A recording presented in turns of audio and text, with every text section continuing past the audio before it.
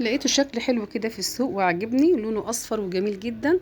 جبت 4 كيلو كده من الليمون، غسلته غسله نظيفه جدا، وابدا افتحه 4 فتحات كده بالشكل اللي انتوا شايفينه ده كده. معايا ميه بتغلي على النار وهبدا انزل بيه، يا دوبك بس ان انا اقلبه في الميه السخنه، ما اخليهوش يغلي خالص. معايا فلفل حامي كده بس انا طحناه في الخلاط. معايا حبه البركه، حبه كده من الجزر، شويه كده من العصفر، وحبه ملح، وابدا اقلب الخليط ده كله كده مع بعض. ما تنسوش تدعموني وتعملوا اشتراك عندي على قناتي، وتعملوا لايك. حط لايك للفيديو يا جماعه، وقولوا لي بتتابعوني منين، ويلا جربوا الوصفه دي خطيره.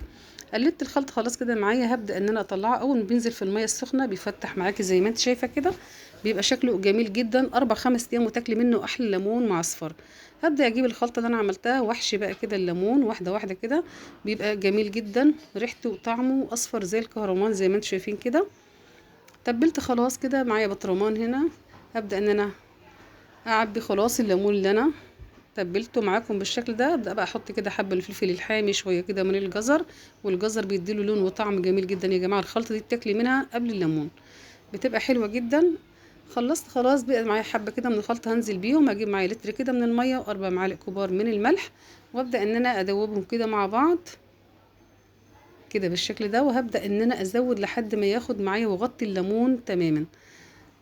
هنزل بالميه كده حبه حبه. ما تنسوش تدعموني وتعملوا اشتراك عندي على قناتي عشان القناه تكبر بيكم ومعاكم، وتعملوا تحطوا لايك وانتوا تتفرجوا على الفيديو. ويلا اعملوا تطبيقاتي، شوفوا شكله جميل جدا.